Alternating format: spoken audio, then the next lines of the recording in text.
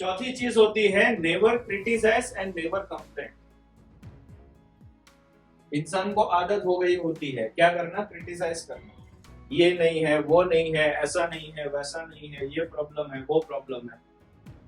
और उसके बाद क्या करना, कंप्लेंट्स करना, मुझे ये नहीं मिला, मुझे वो नहीं मिला, मेरे साथ ऐसा नहीं हुआ, मेरे साथ ऐसा नहीं हुआ।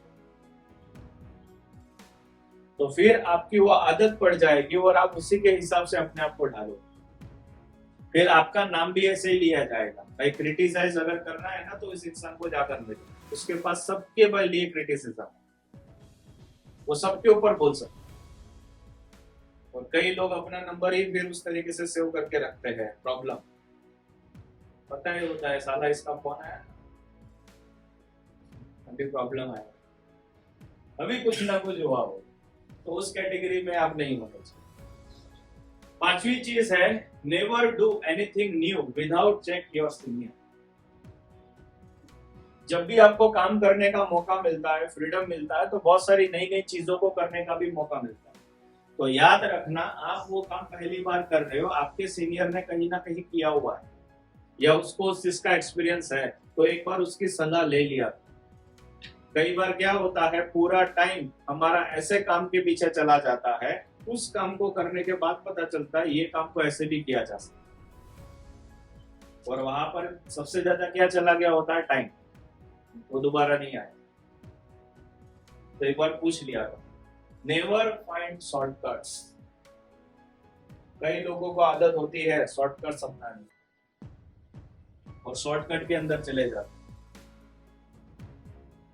तो कई बार ये पता होता है, हम, मेरा कहने का पर्पज समझना, मैं अपनी ही गलती से आपको बताना चाहता हूं कि शॉर्टकट अपनाना नहीं है, फिर भी दिल है कि मानता,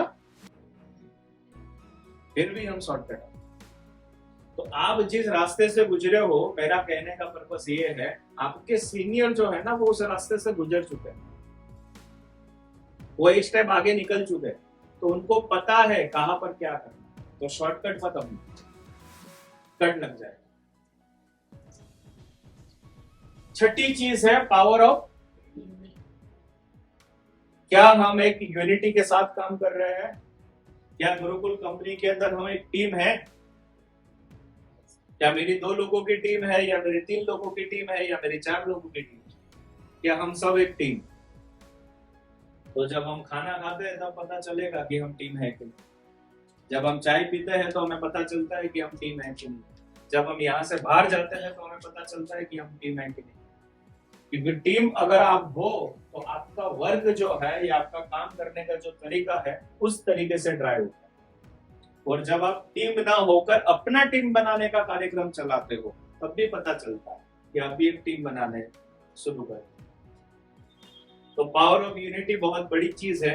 यूनिटी के अंदर रहोगे तो ऑलवेज आप प्रोटेक्ट रहोगे, ऑलवेज आप अपने आप को अच्छी तरीके से ड्राइव कर पाओगे। और कहीं पर अगर आपसे गलती हुई तो कोई अगला होगा जो आपको संभाल ले।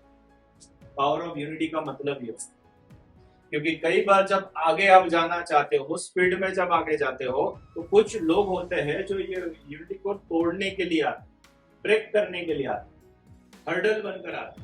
तो उस टाइम पर आपके अंदर कितनी यूनिटी है, उसी से आप ग्रो होगे। पिछले 8 सालों के अंदर कितने लोग ऐसे हमें मिले जिन्होंने गुरुकुल को डिस्ट्रॉय करने के लिए एफर्ट्स किए, काम किए। और बहुत सारे लोगों के तो अभी सपने ही है जो बने हुए हैं कि ये कब खत्म। लेकिन हमारे अंदर वो यूनिटी थी, हमारे अंदर वो एकता थी कि जिसके कारण किसी ने कुछ भी बोला, हमें कोई फर्क नहीं। जब आप यहाँ पर काम करने के लिए आते हो, आप खुद अपने आप को एक अच्छे लेवल पर पहुंचाते हो, बहुत सारी कंपनियां भी आपको आकर मिलती और वो भी चाहती है कि अच्छे बंदे को मैं यहाँ से लेकर जाऊं, तो वो भी आपको ब्रेक करवाएगी। जहां पर आपकी यहाँ पर जो सैलरी है या जो तनख्वाह है, उससे डबल की ऑफर आएगी, क्योंकि वो वैल्यू आपने अपनी आपकी बना ली हो। तो वहां पर भी आपको डिसाइड करना है कि जिस कंपनी में आपकी वैल्यू अगर डबल हुई है, उस कंपनी में और अगर 5 साल दोगे तो कहां पहुंचो, या फिर आपको यहां से अपना कट लेते। चॉइस आपके हाथ में। फिर होता है power of power of submission का मतलब ये होता है, एक स्टोरी मैं यहाँ पर शेयर करता हूँ। एक बहुत बड़ा जंगल था, जिस जंगल के अंदर आग लग गई, और इतनी भीषण आग लग गई कि वहां पर जितने भी पक्षी थे, जितने भी पशु थे, उन सब का खात्मा हो। तो जब ये सारी सिचुएशन होने के बाद एक रिसर्च करने वाली टीम वहां पर पहुंची, और रिसर्च करने वाली टीम जब वहां पर पहुंची तो उन्होंने देखा कि एक माला है जिसके अंदर एक पक्षी है। उस पक्षी को उसने देखा तो वो मरा हुआ है, लेकिन उसके नीचे जो बच्चे हैं वो जिंदा है। तो उसने पूछा, यार ये कैसे पॉसिबल, या ये किस तरीके से? तो फिर वहां पर दूसरा बंदा था जिसने वो चीजों के अंदर ड्रोन से वो पूरा शूटिंग जो पूरा लिया था, उससे उसने चेक किया कि जो पक्षी था ना, जो उसके फादर या मदर हो सकते हैं, उसको पता था और वो चाहकर भी उड़ सकता था और अपनी जान बचा सकता था, लेकिन वो सबमिट था अपने बच्चों के लिए। तो उसने खुद मरना चूज किया अपने बच्चों को बचाने के लिए। डिसीजन लेने की बारी आती है ना, उस टाइम पर तो डिसीजन ही लेना होता है कि मैं बचूं या मैं अपने आप को बचाऊं।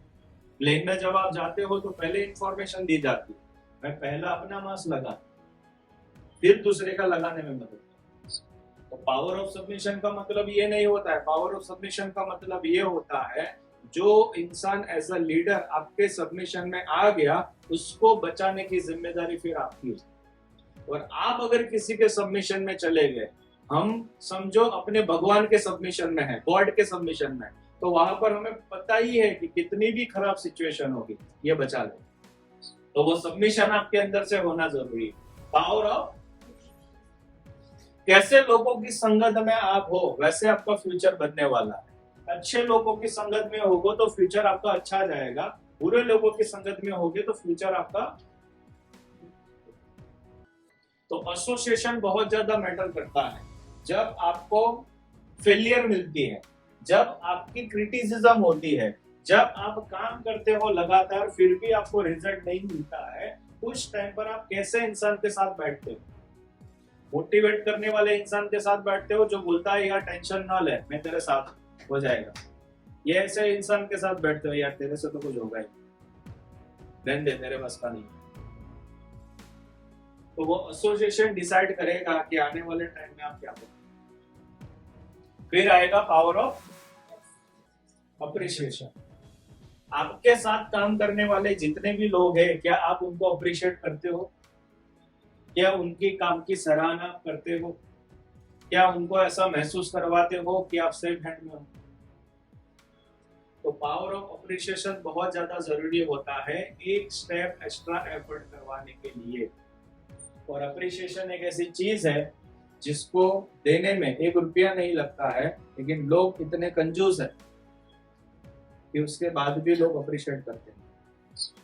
अप्रिशिएशन होना चाहिए। फिर होता है पावर ऑफ आइडेंटिफिकेशन।